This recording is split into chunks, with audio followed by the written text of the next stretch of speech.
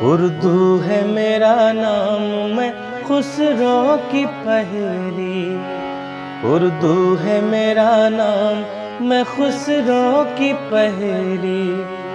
मैं मीर की हमराज हूँ, मैं मीर की हमराज हूँ, गालिब की सहेली। अब के हम बिछड़े तो शायद कभी ख्वाबों में मिले, जिस तरह सूखे हुए फूल किताबों में मिले। गम दुनिया भी गमे यार में शामिल कर, गम दुनिया भी गमे यार में शामिल कर लो। नशा बढ़ता है शराबें जो शराबों में मिले। तू खुदा है न मेरा इश्क फरिश्तों जैसा, दोनों इंसान है तो क्यों इतने हिजाबों में मिले। आज हम दार पे खींचे गए जिन बातों पर, दार यानी गैलोज, तो आज हम दार पे खींचे गए जिन बातों पर, क्या अजब कल वो जमाने के निसाबों में मिले। निसाबों यानी कोर्स ऑफ लर्निंग, करिकुलम। क्या अजब कल वो जमाने को निसाबों में मिले। अब न वो मैं, न वो तू है, न वो माजी है फराज, जैसे दो शख्स तमन्ना के सराबों में मिले। सराबों यानी मिराज, इल्यूशन। जैसे दो शख्स तमन्ना के सराबों में मिले। अहमद फराज, सैयद अहमद शाह फराज तखल्लुस, मशहूर पाकिस्तानी शायर। 20वीं सदी के अजीम शायरों में इन्हें गिना जाता है। फारसी और उर्दू की पढ़ाई की, लेक्चरर बने, रेडियो पाकिस्तान में भी नौकरी की, पाकिस्तान एकेडमी ऑफ लेटर्स के डायरेक्टर जनरल और फिर उसी अकादमी के चेयरमैन भी बने। लेकिन उन्होंने हमेशा हमेशा बेइंसाफी के खिलाफ आवाज उठाई। मार्शल लॉ के हाकिमों ने उनको सरकार के खिलाफ बोलने पर गिरफ्तार भी किया। बाद में 5-6 साल मुल्क के बाहर रहे। फिर उन्हें हिलाल इम्तियाज से भी नवाजा गया, लेकिन 2006 में उन्होंने इसको इसलिए वापस कर दिया कि वो जो है सरकार की बातों से इत्तेफाक नहीं रख पाए। वो अपने वक्त के गालिब कहलाए गजल और नज्म लिखने पर, लेकिन उन लोग उनकी गजलों के दीवाने हैं। जब बात उर्दू गजल की रवायत की होती है तो हमें मीर तकी मीर गालिब की चर्चा जरूर होगी, मगर 20वीं सदी में उर्दू गजल की चर्चा हो तो उसके गेसु संवारने वालों में जो नाम लिए जाएंगे उनमें अहमद फराज का नाम कई पहलुओं से बहुत अहम। फराज ने गजल को आम लोगों में मकबूल करवाया। उर्दू गजल ने बहुत से उतार चढ़ाव देखे, पर जब फराज अपने कलाम के साथ सामने आए तो लोगों की उम्मीदों को उन्होंने मायूस नहीं किया। उनकी गजल जनता की धड़कन और जमाने का हाल बताने के लिए एक आईना बन गई। इकबाल के बाद 20वीं सदी में फैज, फिरा और फिर फराज का नाम आता है, जिन्हें शोहरत की बुलंदियां नसीब रहीं। फराज साहब की शायरी जितनी खूबसूरत है, उनके शख्सियात का रखरखाव उससे कम खूबसूरत नहीं रहा। पब्लिक कैफे में खुशामदीद, आपका स्वागत है। मैं हूं सुधांशु मणि। नमस्कार। इस कदर मुसलसल थी शिद्दतें जुदाई की, शिद्दतें यानी एक्सट्रीम इंटेंसिटीज। इस कदर मुसलसल थी शिद्दतें जुदाई की, आज पहली बार उससे मैंने बेवफाई। तंजो ताना ओ तोहमत सब हुनर है नासे, नासे यानी काउंसलर, प्रीचर। तो तंजो ताना ओ तोहमत सब हुनर है नासे के, आपसे कोई पूछे हमने क्या बुराई की। वाह वाह, क्या बात। दुख हुआ है जब उस दर पर कल फराज को देखा, दुख हुआ जब उस दर पर कल फराज को इसको देखा। देखा। लाख ऐब थे उसमें, खू न थी गदाई की, खू यानी फादर। वाह वाह वाह वाह वाह। तो नाजरीन, आज पब्लिक कैफे में गुफ्तगू होगी फराज साहब के बारे में, और इस्तकबाल कीजिए 3 उर्दू जबान के मुरीद, स्कॉलर और गायक doctor Shivade, famous gynaecologist from Nashik, जनाब Chandrashekhar Verma, a motivational speaker by profession but a poet and a writer by passion. और हमारे प्रोग्राम में आज पहली बार प्रोफेसर विद्यापीठ वाराणसी, बेहतरीन गायक जनाब दुर्गेश उपाध्याय।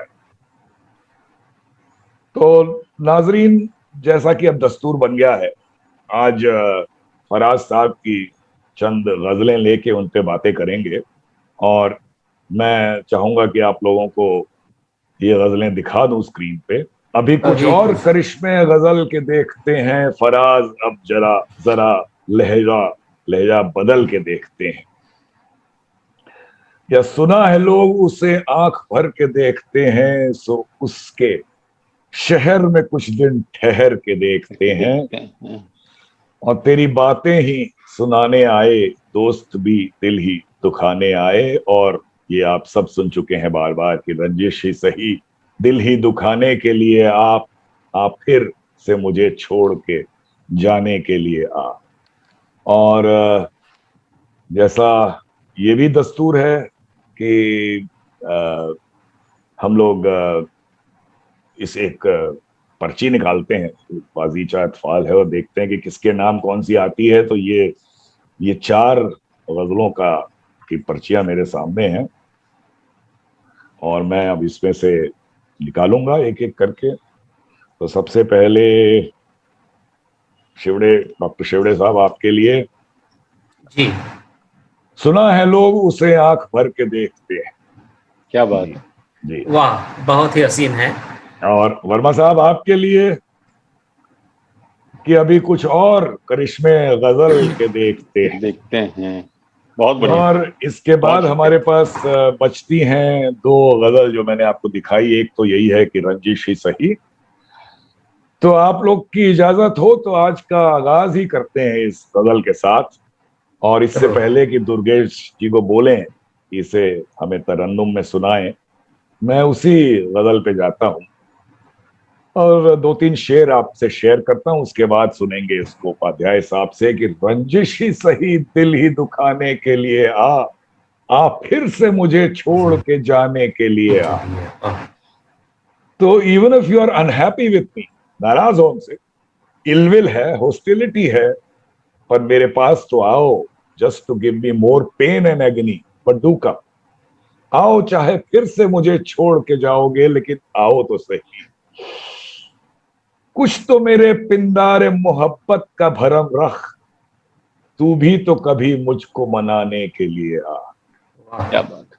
तो ये मेरी मोहब्बत, पिंदार कहते हैं एक कॉन्सीट को, तो मेरी मोहब्बत का ये जो फ्यूटाइल एरोगेंस है, कॉन्सीट है, ये है तो मिसप्लेस्ड, प्रिटेंशियस, पर इसका भरम ही बना रहने दो, इसलिए एक बार आ जाओ।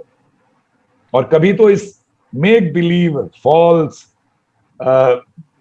इस हमारे ये जो मोहब्बत है हमारी, उसके अंदर मुझे मनाने के लिए आओ, मुझे मॉडिफाई करने के लिए आओ, और मैं उसी से खुश हो जाऊं। पहले से मरासिम न सही, फिर भी कभी तो रस्म रहे यार, रहे दुनिया ही निभाने के लिए आ। यानी कि although we do not have that custom, that relation anymore, but there are some customs, some formalities जो दुनिया की दुनियावी हैं, तो फॉर्मेलिटीज ऑफ द वर्ल्ड, उन्हीं के लिए एक बार फॉर द वर्ल्डली सेक बस एक बार आ जाओ, जिससे तुम्हें एक बार देख सकूं।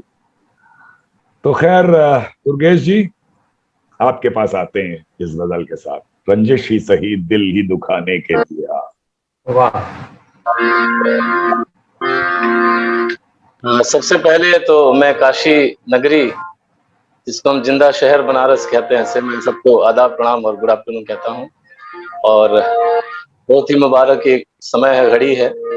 जैसे कि सर ने कहा, मैं पहली गजल रंजिश ही सही सुनाने की कोशिश करता हूँ।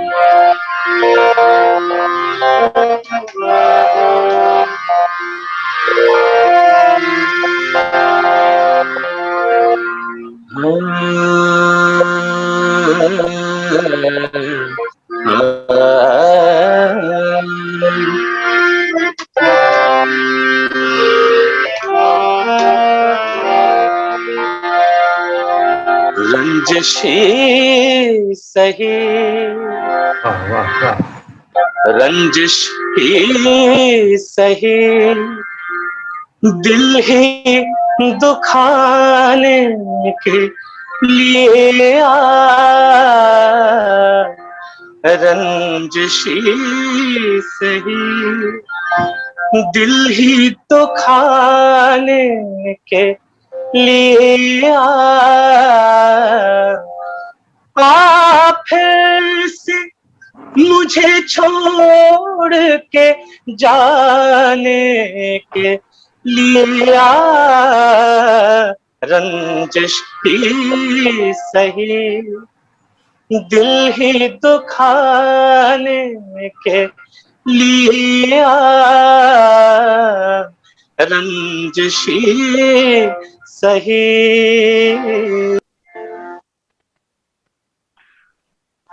रंजिश ही सही, दिल ही दुखाने के लिए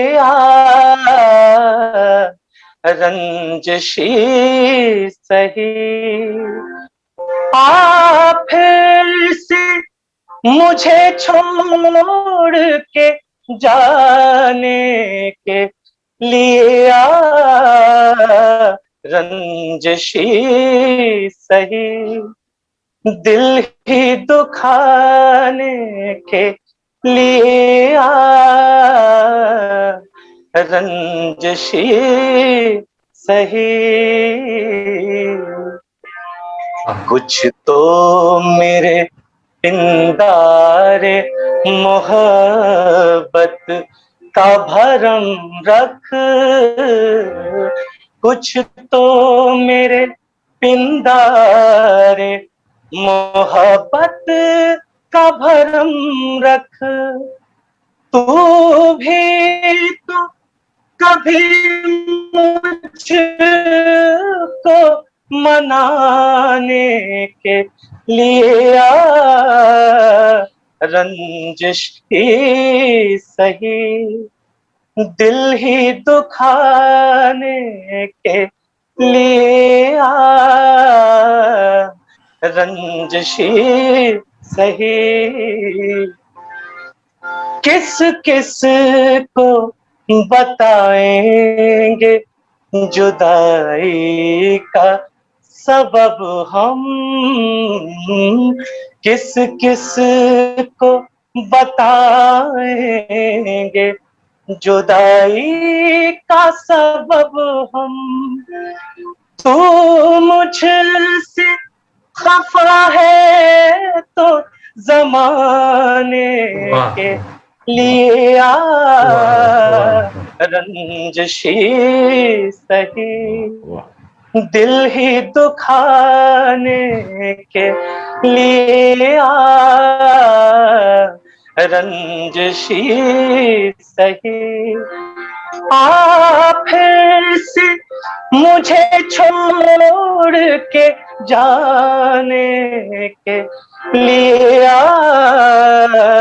रंजिश ही सही, दिल ही दुखाने के लिए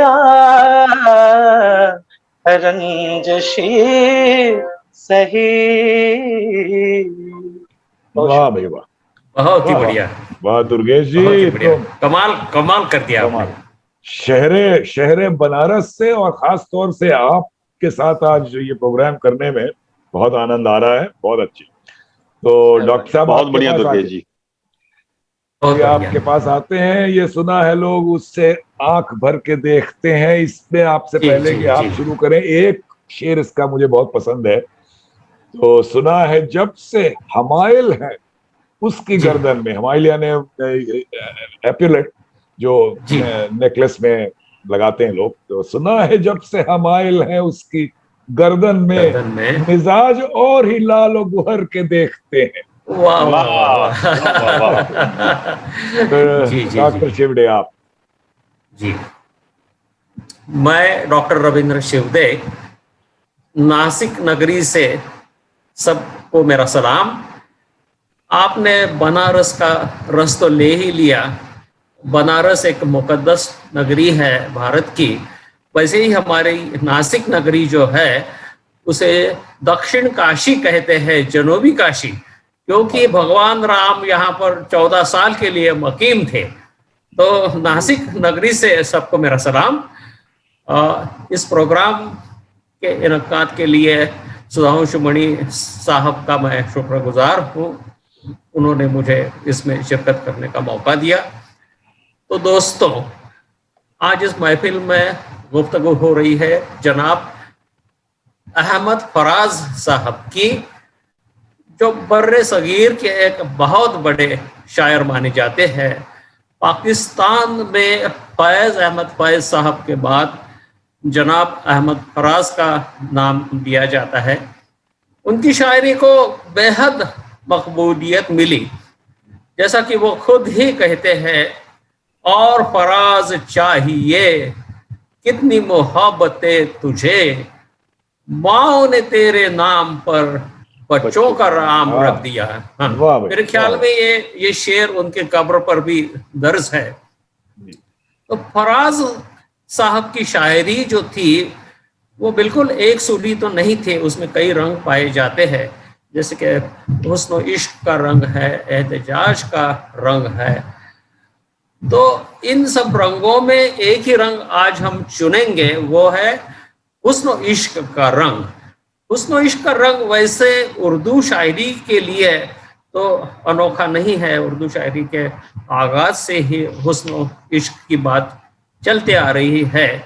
जैसे कि वली दखनी फरमाते हैं, शुगल बेहतर है इश्क बाजी का, शुगल बेहतर है इश्क बाजी का, क्या हकीकी क्या मजाजी का। तो हुस्न इश्क की बात कुछ नई तो नहीं है, लेकिन फराज साहब का कहने का ढंग, अंदाज बयां कुछ और ही है, कुछ निराला ही है। जैसा कि हम इस गजल में देखते हैं, ये गजल वैसे तो तवील गजल है, वैसे हुस्न इश्क का जो रंग है उसमें भी कई छटाएं पाई जाती है, कई शेड्स पाए जाते हैं, कुछ संजीदा शेड्स भी है। जैसे कि हमने दुर्गेश जी से सुना, ये तो संजीदा गजल है उनकी, रंजिश भी सही, रंजिश ही सही।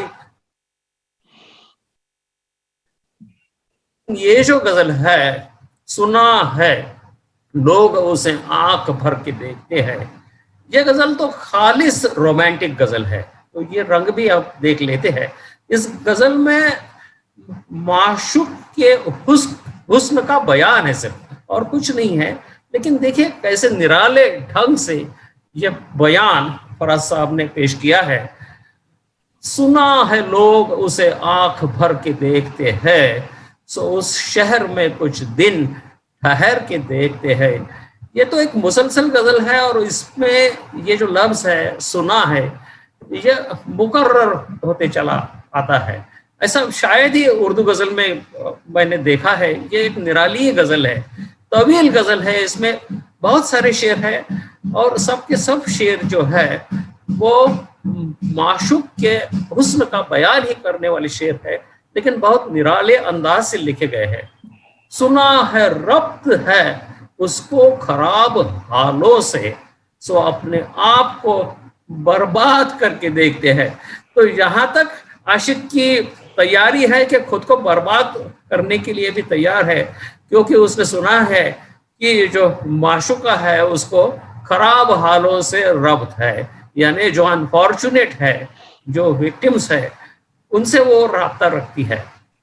और आगे चल के तो एक बहुत ही बढ़िया शेर है फराज साहब का, सुना है बोले तो बातों से फूल झड़ते हैं, ये बात है तो चलो बात करके देखते हैं। क्या बात है। तो मुझे तो गालिब की याद आ गई तो गालिब ने भी इसी शेर में ऐसा प्ले ऑफ वर्ड्स जिसको बोलते हैं, बात बनाए ये ना बने।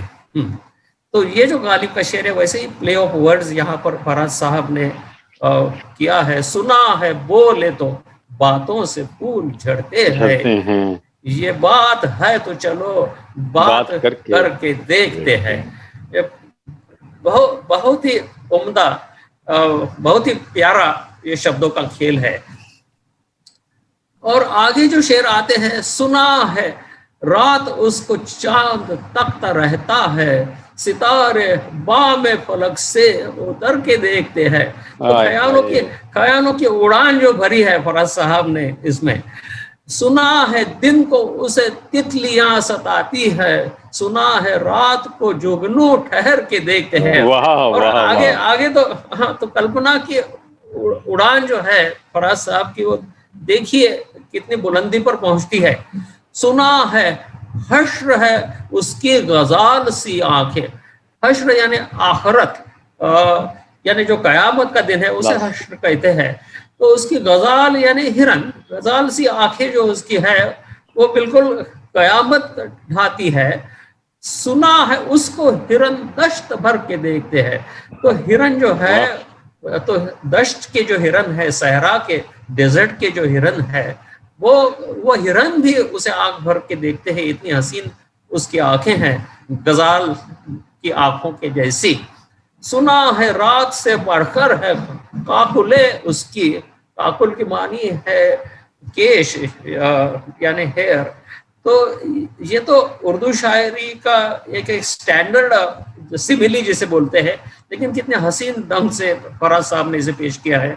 सुना है रात से बढ़कर है काकुले उसकी, सुना है शाम को साए गुजर के देखते हैं। तो साए भी उसका नजारा करने के लिए रुक जाते हैं। सुना है उसकी सियाह चश्म की कयावत है, सो उसको सुरमा फरोश आह भर के देखते हैं। सुरमा बेचने वाली जो है, जिनका काम ही है सुरमा बेचना, वो भी उसकी आंखों की सियाह चश्मगी को देखते रहते हैं। रुके तो गर्दिश उसका तवाफ करती है, वाह, जब वो रुक जाती है माशुक तो गर्दिश उसका तवाफ करने लगती है, यानी उसके आसपास मंडराने लगती है, उसको उसकी प्रदक्षिणा करने लगती है। चले तो उसको जमाने ठहर के देखते हैं। देखिए कैसा प्ले ऑफ वर्ड्स है, रुकना और चलना इन दो लफ्जों पर। और आगे एक शेर है, थोड़ा मिस्चीवियस शेर जिसे मैं कहूंगा, किसे नसीब कि बेपैरहन उसे देखे, कभी कभी दरो दीवार करके देखते हैं। तो है तो बड़ा नटखट शेर, लेकिन बहुत ही उम्दा शेर है। कहानियां ही सही सब मुबालगे ही सही। मुबालगा का मतलब है एग्जैजरेशन। तो exaggeration is the soul of poetry. मैं तो ये कहूंगा, अगर सीधे साधे ढंग से बात कहे तो वो कविता हो ही नहीं सकती, वो नज़म या गजल हो ही नहीं सकती। तो मुबालगा ही सही, कहानियां उसके बारे में, उसके जो किस्से हैं, they have assume the proportion of anecdotes और लीजेंड्स। तो कहानियां बन चुकी है उसके हुस्न के बारे में। कहानियां ही सही सब मुबालगे ही सही, अगर वो ख्वाब है ताबीर करके देखते हैं। और ये मतला देखिए, ये मक्ता देखिए, अब उसके शहर में ठहरे की कूच कर जाए, फराज आओ सितारे सफर के देखते हैं। वाह क्या बात। तो ये फराज अहमद फराज साहब का ये कमाल है। वैसे तो अहमद फराज साहब की पैदाइश तो बड़े सूखे से खोखार मुल्क में हुई थी। खैबर पख्तूनख्वा नाम का जो इलाका है पाकिस्तान का, वहां तो इतने खोखार लोग रहते हैं कि आम सड़क पे बंदूकें बेची जाती है। मैंने अपने आंखों से देखा है जब मैं पाकिस्तान गया था 15 साल पहले। तो ऐसे इलाके में उनकी पैदाइश हुई थी। एक बहुत मुअज़्ज़ज़ खानदान में उनकी पैदाइश हुई थी, सैयद खानदान में, सादात जिसे कहते हैं। लेकिन कितनी नाजुक ख्याली है, कितनी कोमल भावनाएं ऐसे खोखार इलाके में जो इंसान पैदा हुआ, उनकी मादरी जबान भी उर्दू नहीं है, वो तो पश्तो है, उर्दू उन्होंने बाद में सीखी और बहुत ही बुलंद मकाम उन्होंने हासिल कर लिया। तो बर्रे सगीर के इस महान शायर को मेरा सलाम। इसी बात के साथ मैं मेरे तकरीर को अंजाम देता हूँ। बहुत बहुत बहुत खूबसूरत शेर साहब डॉक्टर। तो वर्मा साहब अब आपके पास आएंगे जी। तो आपको गजल जो मिली थी वो तो है कि अभी कुछ और करिश्मे गजल के देखते हैं, और एक शेर इसका मुझे भी याद आया तो मैं कि जुदाइयां तो मुकद्दर हैं फिर भी जान सफर, कुछ और दूर जरा साथ चल के देखते हैं। वाह जी वर्मा साहब। तो सर सबसे पहले तो बहुत बहुत शुक्रिया, आप मुझे बुलाते रहते हैं और इस बहाने मुझे भी और नजदीकियां मिलती हैं उर्दू के शायरों के साथ, तो सुनने को नई नई चीजें पता चलती हैं और आप उम्मीद करता हूं कि ऐसे आप मुझे याद करते रहेंगे। और दुर्गेश जी को भी आपने ही खोज के मुझे, दुर्गेश जी तो कैसे ऐसे नायाब हीरे हैं कि इसमें जौहरी का कोई हाथ नहीं, खुद ही चमकते हैं वो। जी। और शिवले साहब आपने जो गजल दी थी वाकई बहुत तवील गजल है और इतना वक्त नहीं था कि उसके सारे शेर लेते, लेकिन एक उसका शेर मुझे बहुत पसंद है। अब देखिएगा मैं अपनी बात उससे शुरू करके फिर आता हूं अपनी गजल पे कि सुना है उसके शबिस्तां से मुत्तसिल है बहिश्त। जी जी। सुना है उसके शबिस्तां से शबिस्तां मतलब बेडरूम और मुत्तसिल नजदीक, बहिश्त मतलब जन्नत। तो मकी उधर के भी जलवे इधर के देखते हैं। कि मतलब आप सोचिए किस एक्सट्रीम पे जाके वो अपने महबूब की तारीफ कर रहे हैं और इस पे कोई क्यों ना फिदा हो। तो ऐसा कहा जाता था कि जब फराज साहब अपनी गजलें कहने माइक पे आते थे तो जवान लड़के और लड़कियां मतलब इस कदर उनके जुनून चढ़ जाता था, पागलपन चढ़ जाता था।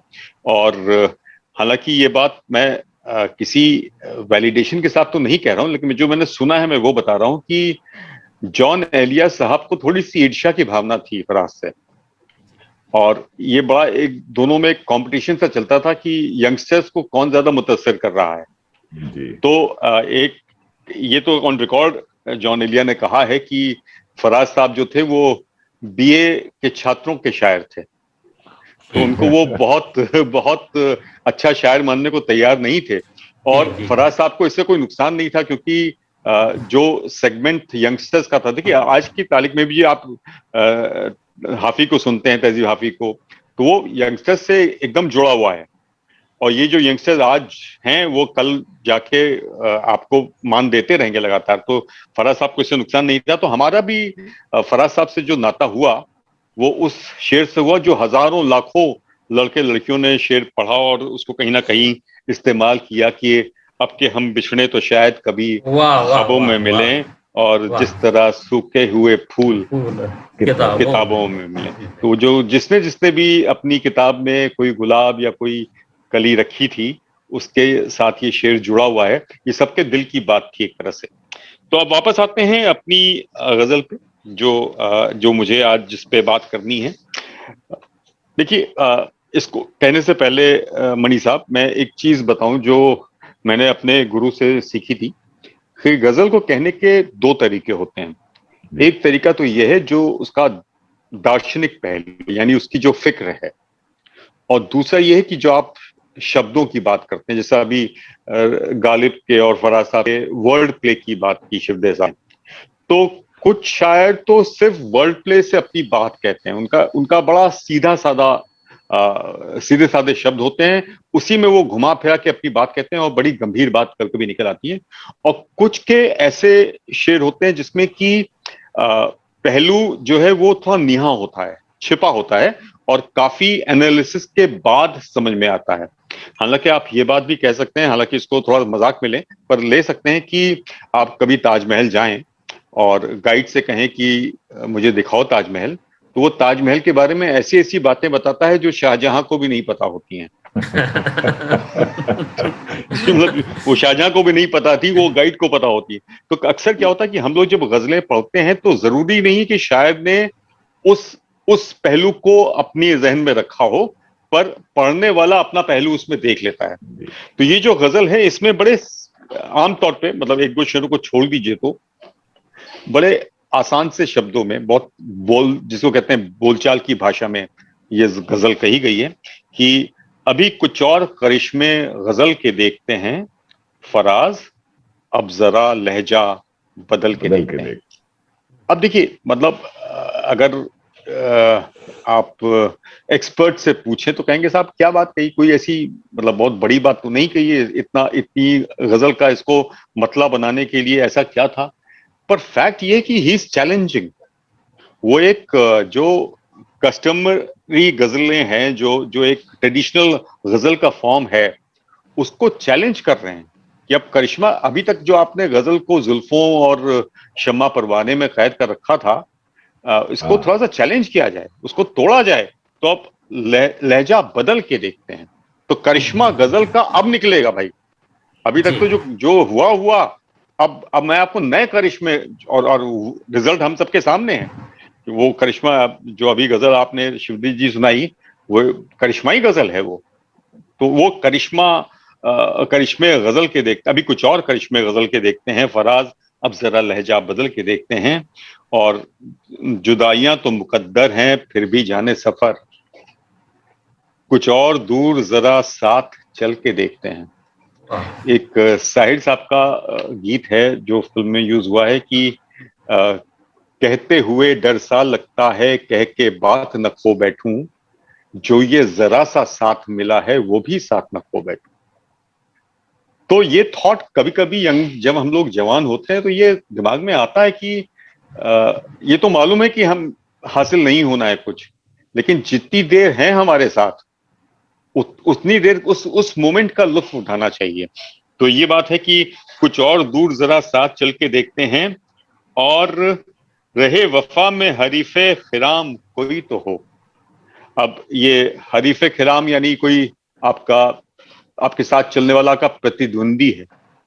तो फराज अपने आप को ये समझते हैं कि मेरा प्रतिद्वंदी इस फील्ड में नहीं है। वो एक लेखकों में, शायरों में, कवियों में एक अना होती थी, वो अपने आप को बेहतर समझते थे। तो कि रहे वफा में हरीफे खिराम कोई तो हो, सो अपने आप से आगे निकल के देखा। अब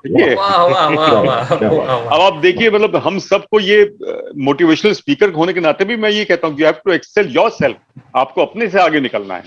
तो उस बात को कितनी खूबसूरती से फराज साहब कहते हैं, और तू सामने है तो फिर क्यों यकीन नहीं आता, तू सामने है तो फिर क्यों यकीन नहीं आता, ये बार बार जो आंखों को मल के देखते हैं। वाह वाह वाह। अब ये जो मल के देखते हैं वाली बात है, देखिए ये मुझे जितना लगता है कि इस शेर को आप महबूब के लिए या खुदा के लिए, और इंतहाई शायरी में दोनों एक हो जाते हैं, मतलब खुदा ही महबूब है और महबूब ही खुदा है। तो यकीन जब नहीं आता तो बार बार आप अपनी आंखों को मलते हैं और देखने की कोशिश करते हैं। और ये देखिए कि ये कौन लोग हैं मौजूद तेरी महफिल में, जो लालचों से तुझे मुझको जल के देखते हैं। अब जो लालचों से तुझे और मुझे जल के देखते हैं, मतलब एक वहां पे दो हरकतें हो रही हैं कि आपको जो महबूब है उसको तो लालच से देखा जा रहा है, और साथ ही साथ उस महबूब का जो जिसने उसको अक्वायर कर रखा है उसको आदमी जल के भी देखता है। बहुत ही खूबसूरत शेर है। और पूरी गजल में ना पढ़ के मैं एक दो शेर और पढ़ देता हूं कि न तुझको मात हुई है न मुझको मात हुई, न तुझको मात हुई है न मुझको मात हुई, सो अब के दोनों ही चालें बदल के देखते हैं। तो अब के दोनों ही चालें बदल के देखते हैं। और ये कौन है सरे साहिल, ये कौन है सरे साहिल के डूबने वाले। अब आप देखिए क्या शेर है ये कौन है सरे साहिल के डूबने वाले, समंदरों की तहों से उछल के देखते हैं। समंदर की तहों से, समंदर की तहों से उछल के देखते हैं। वाह। और इसका जो मक्ता है कि बहुत दिनों से नहीं है कुछ उसकी खैर खबर, बहुत दिनों से नहीं है कुछ उसकी खैर खबर, चलो फराज को ए यार चल के देखते हैं, चलो फराज को ए यार चल के देखते हैं। तो आप देखिए, मतलब हर गजल में घंटों बात की जा सकती है। तो ये मैंने अपनी बात कही। और तो अभी वर्मा साहब दुर्गेश जी से 2 गजल अभी और सुनेंगे, पर उससे जी। पहले शायद आप भी कुछ तरन्नुम में सुनाएंगे। हाँ, मतलब अच्छा तो ये होगा कि मैं दुर्गेश जी के पहले सुना दूं। जी जी जी। हालांकि वो आगाज तो कर ही चुके हैं महफिल का, और आप लोग के कान एक बहुत अच्छे सुर पर सेट हो गए होंगे, लेकिन हमने बीच में बोल के थोड़ा सा मामला हल्का कर दिया है। कोई तो आप अपनी पसंदीदा कोई आप मैं अपनी पसंदीदा ही सुना रहा हूँ। छोटी जी। बहर की गजल है फराज साहब की, वो सुनाता हूँ जी। कि जिंदगी से यही गिला है मुझे, जिंदगी से यही गिला है मुझे, तू बहुत देर से मिला है मुझे, वाह वाह वाह। जिंदगी से यही गिला है मुझे, तू बहुत देर से मिला है मुझे, तू मोहब्बत से कोई चाल तो चल, तू मोहब्बत से कोई चाल तो चल, हार जाने का हौसला है मुझे, हार जाने का हौसला है मुझे। और ये शेर देखिए, बस यही शेर कह के मैं अपनी बात खत्म करता हूँ कि बहुत खूबसूरत शेर है और एक्सपेरिमेंट है इसमें। हम लोग जो अभी सीख रहे हैं शायरी, उनको सीखना चाहिए इससे कि दिल धड़कता नहीं टपकता है, दिल धड़कता नहीं टपकता है, कल जो ख्वाहिश थी आबला है मुझे, कल जो ख्वाहिश थी आबला है मुझे। जी बहुत अच्छे वर्मा साहब। तो दुर्गेश जी आपके पास आते हैं, और आपके जी। दिन में आई थी वो एक और गजल कि तेरी बातें ही सुनाने आए, वाह, दोस्त भी दिल ही दुखाने आए, तो ये अब आपसे सुनेंगे। जी जरूर।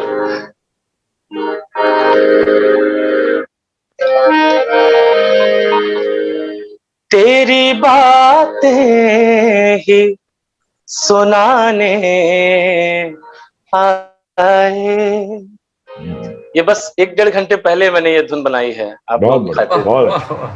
क्या तेरी बातें ही सुनाने आए, दोस्त भी दिल ही दुखाने आए, दोस्त भी दिल ही दुखाने आए, तेरी बातें ही सुनाने आए। फूल खिलते हैं तो हम सोचते हैं, फूल खिलते हैं तो हम सोचते हैं, तेरे आने के जमाने आए, तेरे आने के जमाने आए, तेरी बातें ही सुनाने आए। ऐसी कुछ चुप सी लगी है जैसे, ऐसी कुछ चुप सी लगी है जैसे, हम तुझे हाल सुनाने आए, हम तुझे हाल सुनाने आए, तेरी बातें ही सुनाने आए। आखिर है इसका, सो रहे मौत के पहलू में फराज, सो रहे मौत के पहलू में फराज, नींद किस वक्त न जाने आए, वाह वाह वाह, न जाने आए। तेरी बातें ही सुनाने आए। दोस्त भी दिल ही दुखाने आए, दोस्त भी दिल ही दुखाने आए। तेरी बातें ही सुनाने आए, तेरी बातें ही सुनाने आए। वाह भाई वाह, वाह वाह, बहुत बढ़िया, बहुत बढ़िया। गजब की आवाज है। या तो दुर्गेश जी देखिए, दो गजल, ये आपको दो गजलें जो हैं ये तो लॉटरी से दस्तयाब हुई। अभी आप अपनी मनपसंद, पाबंदी है वक्त की, लेकिन चलते चलते आपकी अपनी मनपसंद कोई गजल, इसके दो शेर, दो अशार अगर आप सुनाएं। अहमद फराज साहब की ही या जी जी किसी जी और जी, फराज साहब। की? Okay okay.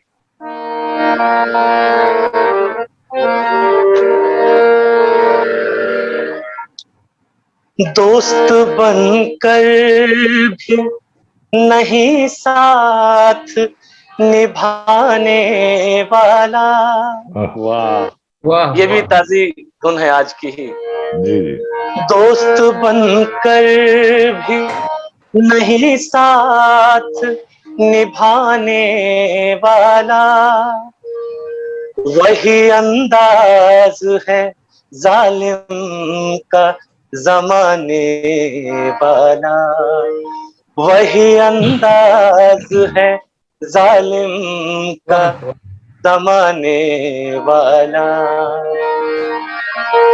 क्या कहे कितने मरासिम थे हमारे उससे, हाय हाय, क्या कहे कितने मरासिम थे हमारे उससे। वो जो एक शख्स है मुंह फेर के हाय हाय, जाने ये वाला, वाला, बहुत वाह वाह वो वाह। जो एक शख्स है मुंह फेर फिर के जाने वाला।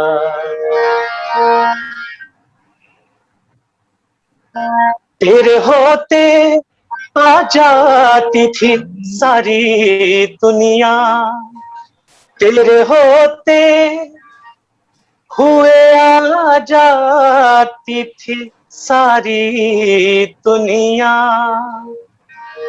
आज तन्हा हूँ तो कोई भी नाने वाला, वाह वाह, आज तन्हा हूँ तो कोई नहीं आने वाला, दोस्त बनकर भी नहीं साथ निभाने वाला। आखिरी शेर इसका, तुम तकल्लुफ को भी इखलास समझते हो फराज, वाह, वाह, तुम वाह, तकल्लुफ को भी इखलास समझते हो फराज। दोस्त होता नहीं हर हाथ मिलाने मिलाने वाला, वाह, वाला, दोस्त होता नहीं हर हाथ मिलाने वाला, दोस्त बनकर भी नहीं साथ निभाने वाला, वही अंदाज है जालिम का जमाने वाला। बहुत बहुत शुक्रिया। बहुत बढ़िया, बहुत बढ़िया। बहुत बहुत दुर्गेश बहुत जी। शानदार।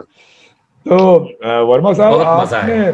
जी जी जी, जो आपने जो गजल सुनाई या इंटरप्रेट भी की, तो उसमें से कुछ चंद लालोग और हम भी यहाँ दिखा देते हैं कि जिंदगी से यही इरशाद। गिला है मुझे, तू बहुत देर से मिला है मुझे, हम सफर चाहिए हुजूम हुजूम नहीं, हम सफर चाहिए हुजूम नहीं, एक मुसाफिर भी मुसाफिर भी काफिला काफिला। है।